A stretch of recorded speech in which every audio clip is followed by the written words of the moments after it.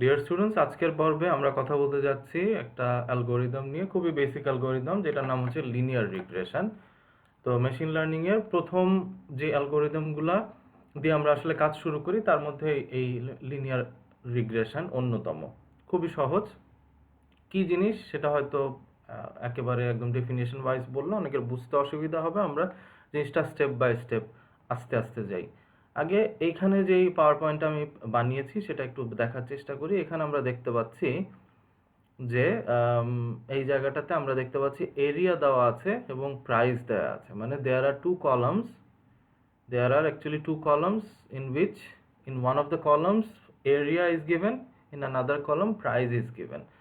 তো আমরা যেটা চাচ্ছি যে আমাদের যদি এরকম দেওয়া থাকে, যদি কোনো এরিয়া আমাদেরকে বলে দেওয়া হয় ওইটার করেসপন্ডিং প্রাইস কত হবে, সেটাই হচ্ছে আমরা বের করতে যাচ্ছি। মানে কি?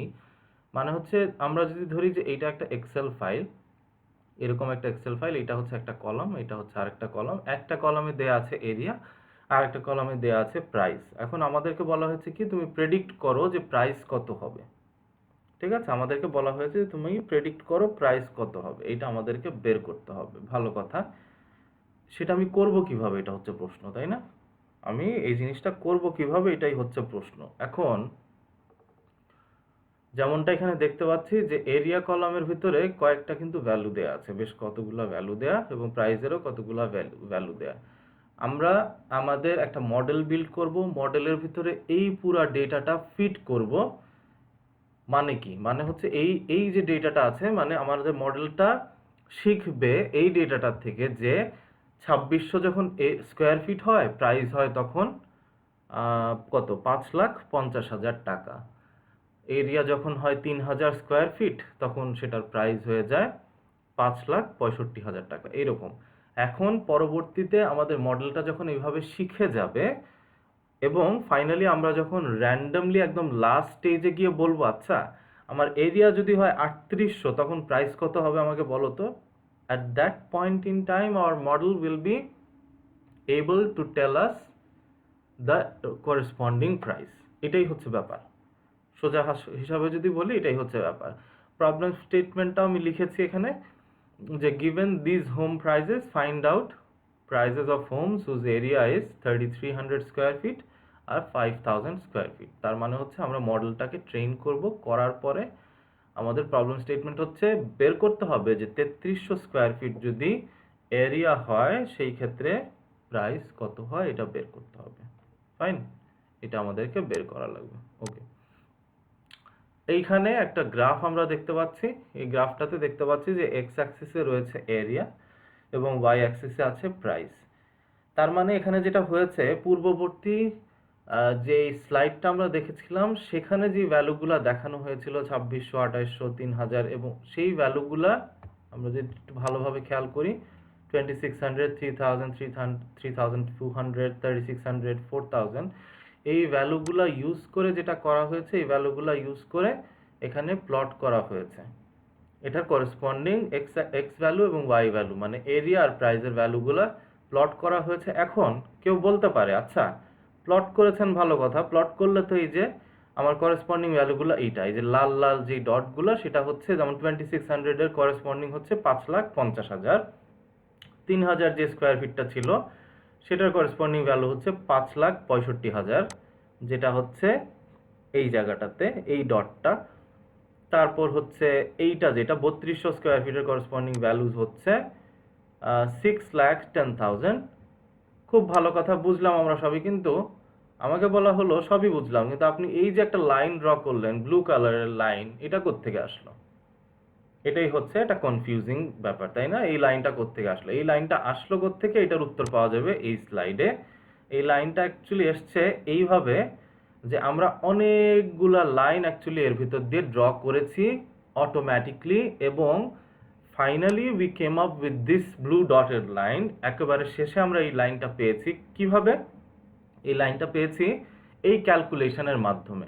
ক্যালকুলেশনটা কি? ক্যালকুলেশনটা হচ্ছে একটা আমরা লাইন ড্র করি এবং এই লাইন থেকে এই পয়েন্টের, এই লাল ডটেড পয়েন্টগুলোর ডিস্টেন্স কতটুকু প্রত্যেকটার আমরা মেজার করি। এরকম মেজার করে সেইটার যে ডিস্টেন্সটা সেটাকে স্কোয়ার করি এবং স্কোয়ার করার পরে সবগুলা যখন সাম আপ করি, সাম আপ করার পরে দেখি যে কোন লাইনটার করেসপন্ডিং এই যে ভ্যালু আমরা বের করলাম সেটা সব থেকে কম।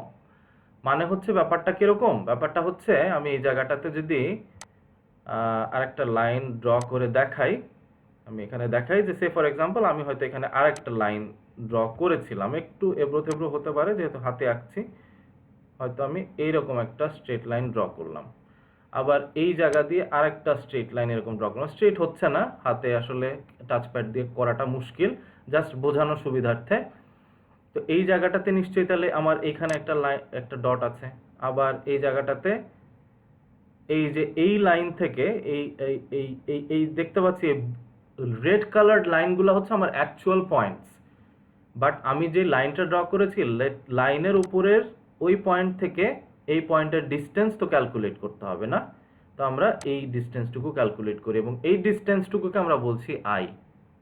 আবার same goes for this one as well, এই ব্লু কালার্ড লাইন থেকে এই ডিস্টেন্সটা ক্যালকুলেট করলাম, সরি ব্লু কালার্ড লাইন না, রেড কালার্ড এই পয়েন্ট থেকে এই লাইনের উপরকার করেসপন্ডিং ডিস্টেন্সটা ক্যালকুলেট করলাম, আবার এটার থেকে এটার করেসপন্ডিং এখানে হবে ডিস্টেন্সটা ক্যালকুলেট করলাম। তো এরকম আমরা অনেকগুলো লাইন ড্র করেছি।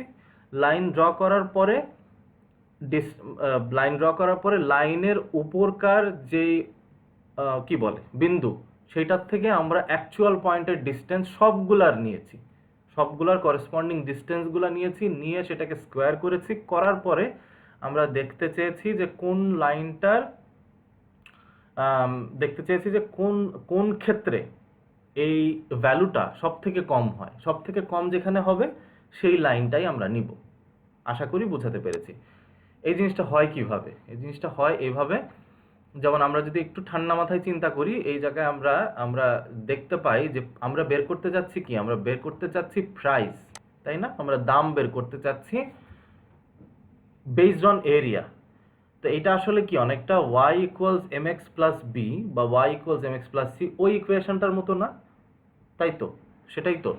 তো এখানে yটা হচ্ছে আমার প্রাইস, আর এখানে এরিয়াটা হচ্ছে আমার x। তার মানে আমি বলতে পারি এরিয়া হচ্ছে আমার ইন্ডিপেন্ডেন্ট আর প্রাইসটা হচ্ছে ডিপেন্ডেন্ট। প্রাইসটা ডিপেন্ড করছে কার উপরে? Price is depending on the area, ঠিক আছে? আর এখানে বলতে পারো যে এই বি আর এমটা কি, তাহলে এম হচ্ছে স্লোপ, এমটা হচ্ছে স্লোপ, আর বিটা হচ্ছে ইন্টারসেপ্ট। তো এখানে যেমনটা দেখতে পাচ্ছি এই যে বিটা দেখাচ্ছে, এই বি ভ্যালু হচ্ছে ইন্টারসেপ্ট আর এমটা হচ্ছে আমার স্লোপ, ঠিক আছে? আশা করি এই জিনিসটা বোঝাতে পেরেছি। তো সেম এই যে কথাটা আমি আগেই বলেছি যে প্রাইস আমরা বের করতে যাচ্ছি কিসের বেসিসে? On the basis of area. তো তাইলে এরিয়ার সাথে m ইজ গেটিং মাল্টিপ্লাইড, এমটা কি আমি আগেই বলেছি, এমটা কি বলো দেখি? এমটা হচ্ছে স্লোপ আর বিটা হচ্ছে ইন্টারসেপ্ট। তো এইটুকু কনসেপ্ট আমাদের আপাতত মোটামুটি বুঝলেই চলবে। আমরা এরপরে যেটা করব, আমরা কোডিং পার্টে চলে যাব, ঠিক আছে? এইটার আমরা একটা প্র্যাকটিক্যাল ইমপ্লিমেন্টেশন দেখব। থিওরি যতটুকু আজকের পর্বে দরকার ছিল আমরা এখানে শেষ করছি। ওকে, থিওরি পার্ট তো শেষ, আমরা এখন আসলে আমাদের যে প্র্যাকটিক্যাল পার্ট বা কোডিং পার্ট সেখানে চলে যাই। প্রথমে যেটা করব, আমাদের কিছু লাইব্রেরি ইনস্টল করতে হবে। তো আমরা লিখি ইম্পোর্ট pandas as pd, পরবর্তীতে আমরা ইম্পোর্ট করব numpy, import numpy as np। পরবর্তীতে আমাদেরকে ইম্পোর্ট করতে হবে import matplotlib.pyplot as plt, fine. আর তারপর আমাদের আরেকটা যে জিনিসটা লাগবে সেটা হচ্ছে scikit-learn। scikit-learn কেন লাগবে? কারণ আমরা লিনিয়ার রিগ্রেশন নিয়ে কাজ করছি, তো scikit-learn আমাদেরকে ইম্পোর্ট করতে হবে। সেটা কিভাবে করব? সেটা করব ফ্রম sklearn, ইম্পোর্ট করব,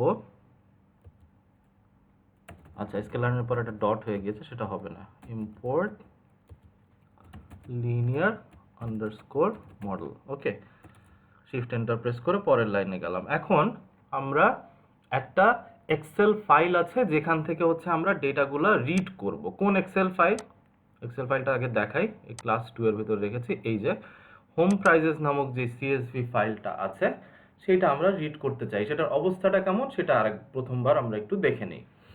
এটা ওপেন করলে অনেকটা দেখা যাচ্ছে এইরকম।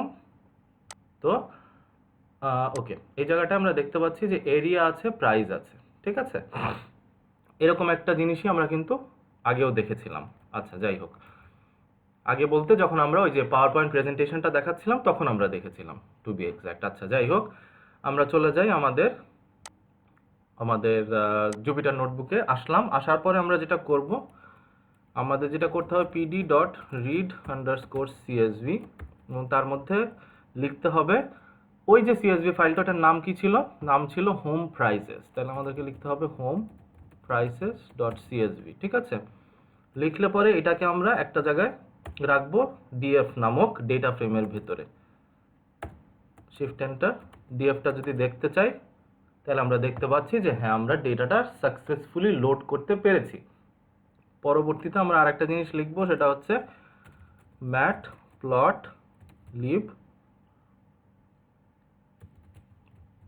ইনলাইন। ওকে, এখন আমরা যাচ্ছি কি, আমরা এই যে এক্সেল ফাইলটা আনলাম, এই ডেটাগুলো ইউজ করে একটা স্ক্যাটার প্লট ফার্স্টে আমরা ড্র করতে চাই। তাহলে আমাদের কি করতে হবে, পিএলটি ডট স্ক্যাটার, এবং তার ভেতরে আমাদেরকে দিয়ে দিতে হবে কি কি জিনিস, আমাদেরকে দিয়ে দিতে হবে এরিয়া, তাই না। আমরা এরিয়া কলামটা নিয়ে কাজ করছি, আর কাজ করছি হচ্ছে প্রাইস কলামটা নিয়ে, তাই তো। তো দিয়ে দিলাম এই দুইটা জিনিস, এবং পরবর্তীতে আমরা এখানে লিখে দিব কালার, এবং সেখানে আমরা দিয়ে দিতে পারি লেটস সে রেড দিয়ে দিলাম, ঠিক আছে। আর এখানে মার্কারটা আমরা চেঞ্জ করতে পারি, লেটস সে মার্কার আমি দিলাম,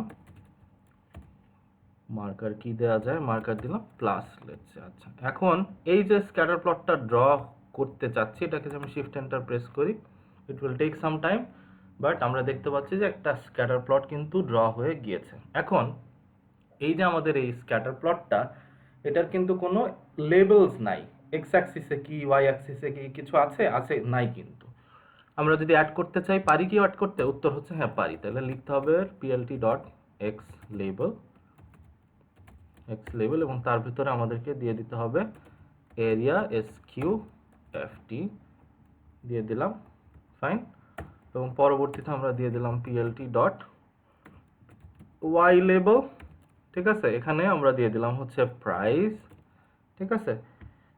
এইটা যদি দিয়ে আমরা এন্টার প্রেস করি, আমরা কি দেখতে পাচ্ছি, আমরা দেখতে পাচ্ছি যে এখানে কিন্তু এক্স অ্যাক্সিসে এরিয়া ইন স্কোয়ার ফিট আসছে, ওয়াই অ্যাক্সিসে প্রাইস আমার দেখাচ্ছে। ফেয়ার এনাফ, খুব ভালো কথা। এনি আদার থিং, আর কোনো সমস্যা কি আছে, আর কোনো সমস্যা, আবার আর কোনো প্রবলেম, আর কোনো প্রবলেম কি হবে, আর কোনো প্রবলেম আছে? আপাতত কোনো প্রবলেম নাই। এখন আমরা যেটা করব সেটা হচ্ছে আমরা একটা মডেল বিল্ড করব। এখন মডেলটা কিভাবে বিল্ড করব, আমরা স্ক্যাটার প্লট থেকে দেখতে পাচ্ছি মোটামুটি একটা লিনিয়ার রিলেশন আছে। ভালো কথা, বুঝতে পারলাম যে মোটামুটি রিলেশন আছে, তাইলে আমরা একটা লিনিয়ার রিগ্রেশন মডেল এখানে করতে পারি, সমস্যা নাই। আচ্ছা, এখন আমরা যেটা করব, আমরা একটা লিনিয়ার মডেল বিল্ডিং, নতুন একটা লিনিয়ার মডেল আমরা বিল্ড করব। সেটা কিভাবে, আগে আমরা মনে আছে স্কেলার্ন থেকে লিনিয়ার মডেল ইম্পোর্ট করেছিলাম, তাই না।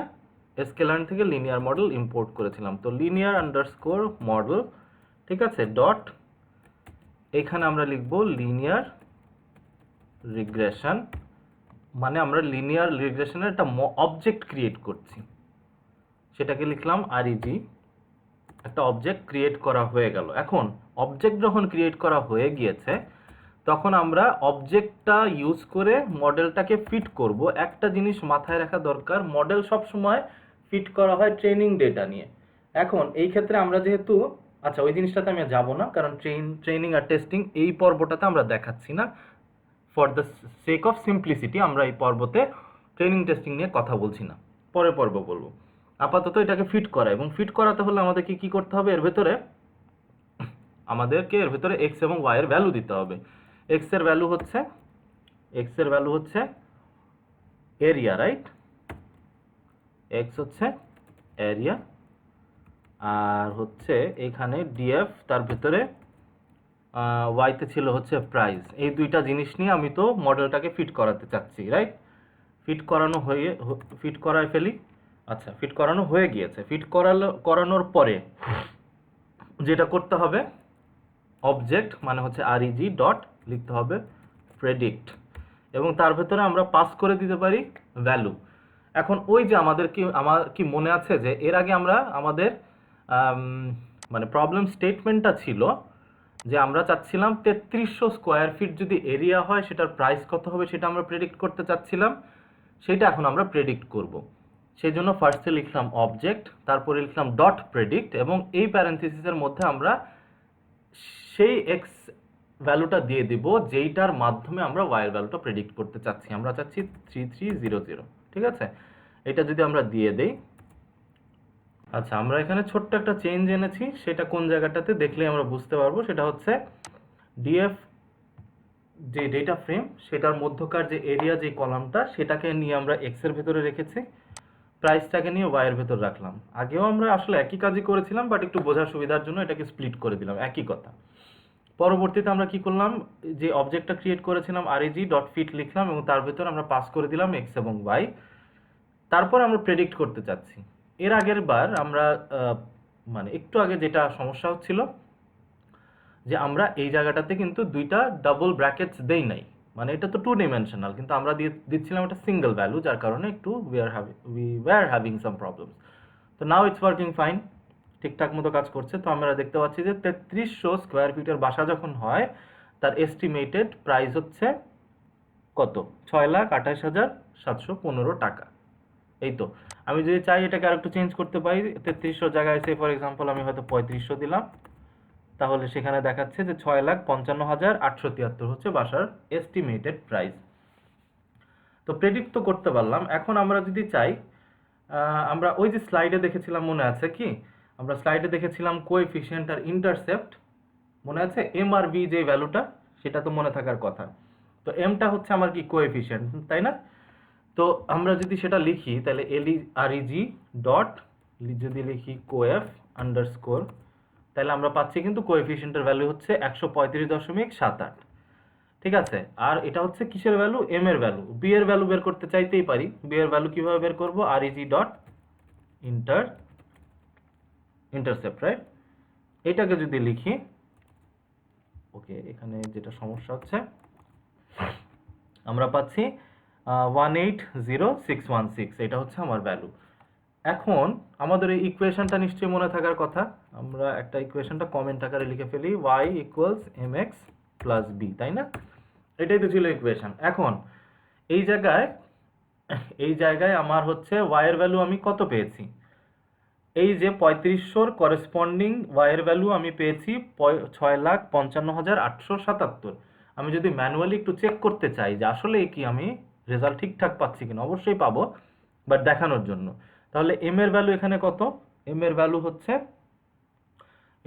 হচ্ছে এই যে 135 এটা হচ্ছে আমার এম এর ভ্যালু। তাহলে এম দিস ওয়ান এইটার সাথে মাল্টিপ্লাই করব কিসের ভ্যালু? এটার সাথে মাল্টিপ্লাই হবে কিসের ভ্যালু? এক্স এর ভ্যালু। এক্স এর ভ্যালু কত? এক্স এর ভ্যালু হচ্ছে 3500, না 3500। এটার সাথে আমি প্লাস করব কত? আমার ইন্টারসেপ্টের যে ভ্যালু ছিল, মানে বি এর ভ্যালু, সেটা হচ্ছে এইটা।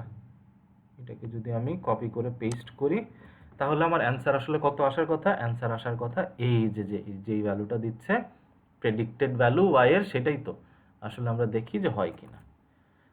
আমরা একটু খেয়াল করে দেখি, 6,55,873, 6,55,873, yeah, we are getting the same result. তাহলে আমরা বলতে পারি কি, আচ্ছা, দশমিকের পরে একটা ঘরে সমস্যা আছে, একদম শেষের দিকে। এটা সমস্যা না, কারণ হচ্ছে আমরা ম্যানুয়ালি কিছু ডিজিট বাদ দিয়ে দিয়েছি, তাই না?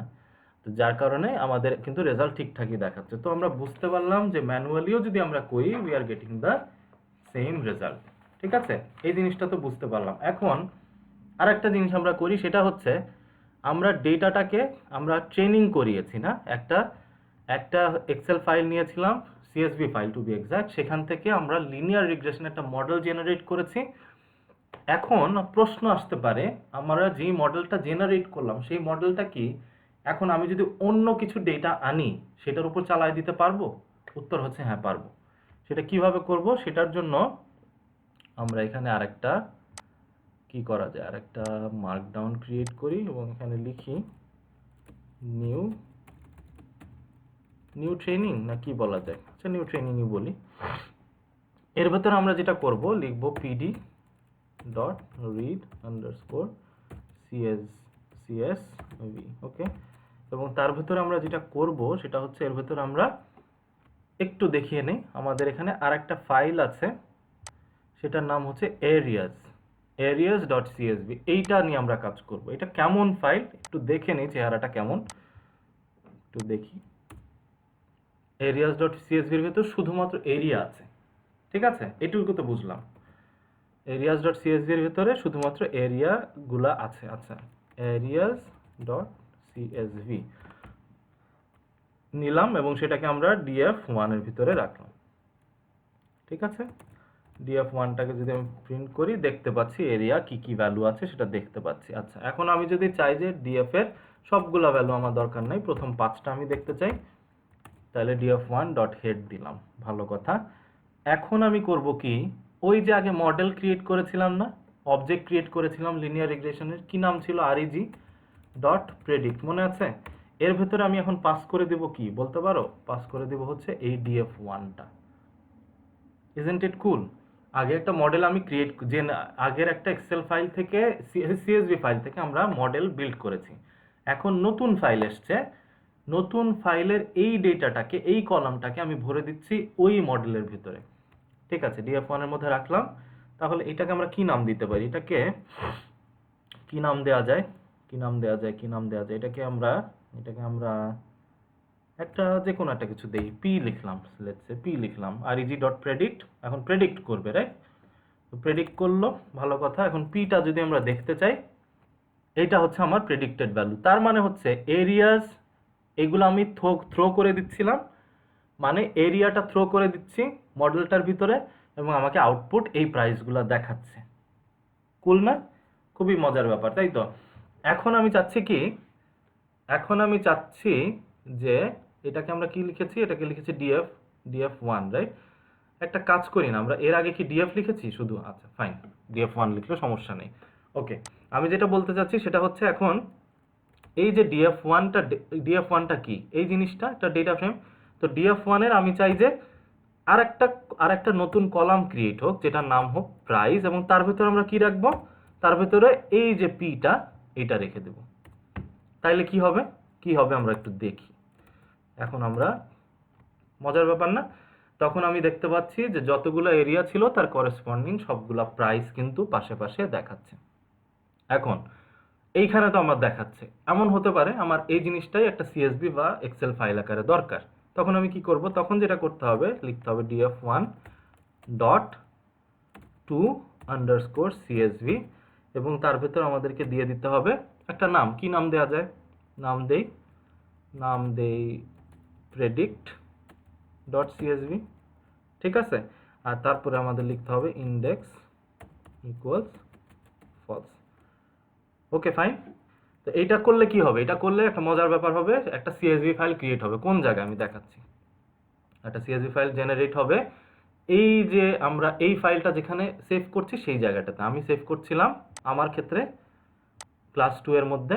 তাহলে এই যে আমরা দেখতে পাচ্ছি প্রেডিক্ট নামে কোনো এক্সেল বা সিএসভি ফাইল কিন্তু আগে ছিল না, কিন্তু এখন কিন্তু এখানে দেখাচ্ছে। এটা যদি আমি একটু ওপেন করি, মজার ব্যাপার কি, আমি কিন্তু এই জায়গাটাতে নতুন একটা কলাম দেখতে পাচ্ছি, তাই না?